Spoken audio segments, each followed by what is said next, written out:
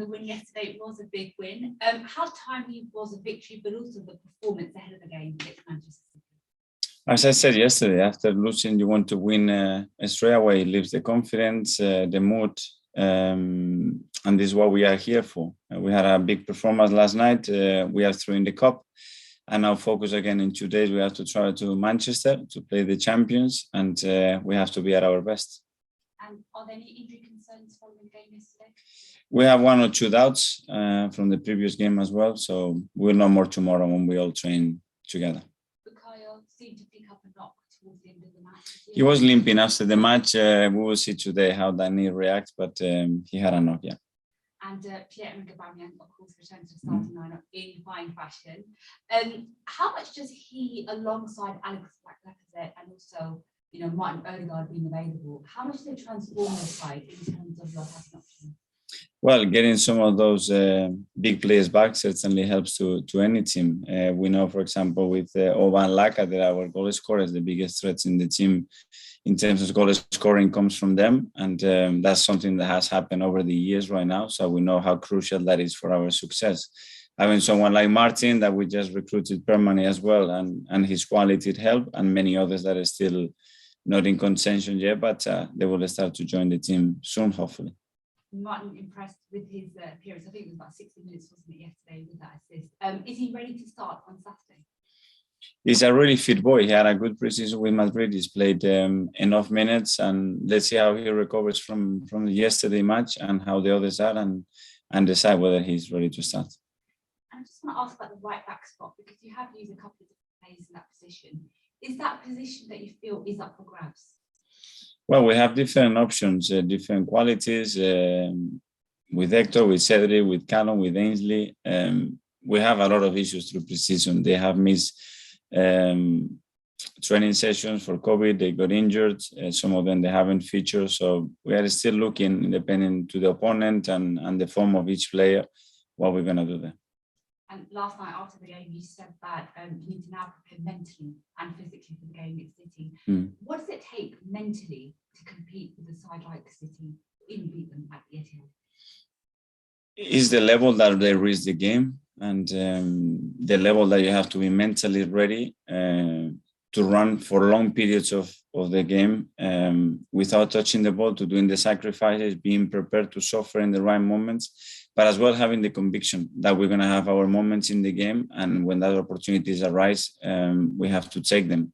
And that's how I want to see the team, that they are fully committed, fully prepared, and they believe that we can go to Manchester and get the result that we want.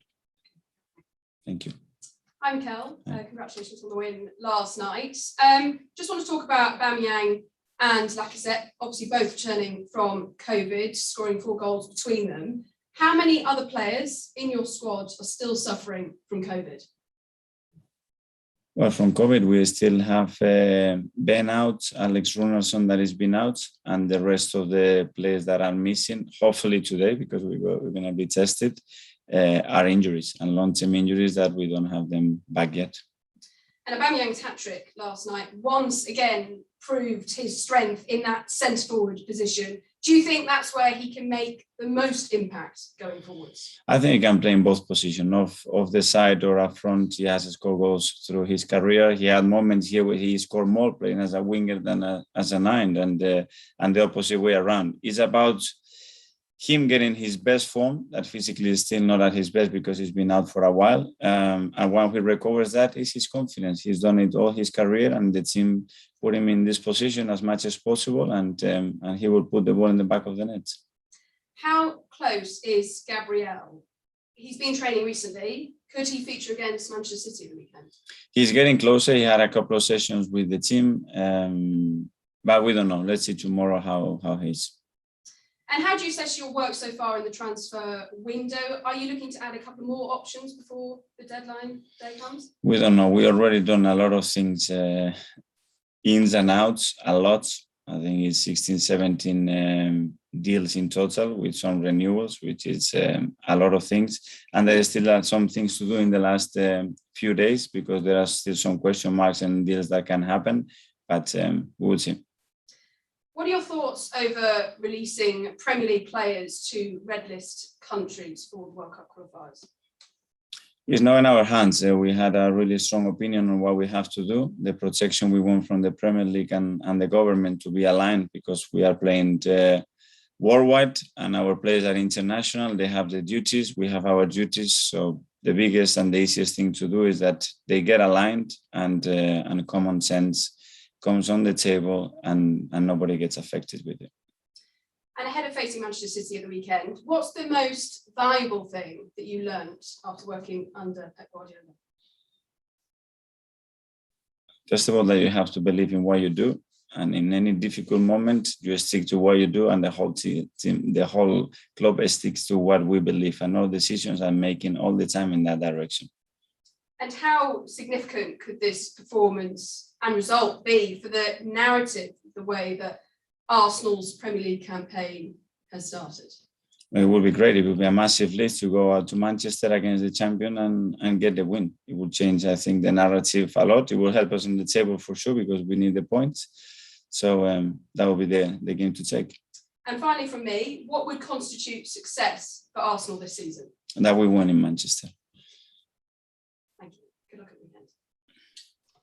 James. Afternoon, Mikel. Mikel, have you felt a momentum shift in recent days with players coming back from COVID and injury, the new signings integrating, and of course the result last night as well? It does, because we need our best players and we need a squad that is fit and healthy, and that we can prepare matches with sense and normality. And hopefully by tomorrow we will get the squad in a more normal place, even though we're still missing 6 or 7 players. But we can prepare the game and then we can put the players on the pitch with the preparation that we've done. Last night you spoke about how pleased you were with the togetherness and dedication that the players are showing. Does it feel like they really feel they have a point to prove it and they want to prove people wrong? Well, they have to succeed, that's for sure. And they want to make people happy. This is our responsibility. We have a big job and big responsibility, because we are able to do that. And as well, we are able to create disappointment when things they don't work the way we all want. But the commitment, the desire, the togetherness, the atmosphere, anybody that comes through these doors, you can see what it's building, and then they have to be supported with one thing, which is incredible necessary, which are results always in football. It's been over a year and a half since you left Manchester City. How much progress do you feel like you've made at Arsenal in the time you've had here? Well, I think they maintain a big part of the squad. They still maintain a lot of things that were happening before, and certainly they maintain success because they kept winning. Is it still an enjoyable experience managing Arsenal? For me, the best experience I ever had in football. There's always speculation that surrounds a club like Arsenal. You may be aware of the report earlier this week which suggests that you're running out of time, that there's 5 games. What do you feel when you hear something like that? Do you sense the urgency? I sense the urgency since the day I arrived here to change the situation that we had, to try to improve in many areas that we were struggling, that we have issues, and win as many football matches and trophies as I can. And that's not going to change if we win the next 3 games or if we not. That uncertainty, that desire to do well, that commitment to bring success to the club, it has to be always there. And I think you need to feel that as well to get the best out of yourself.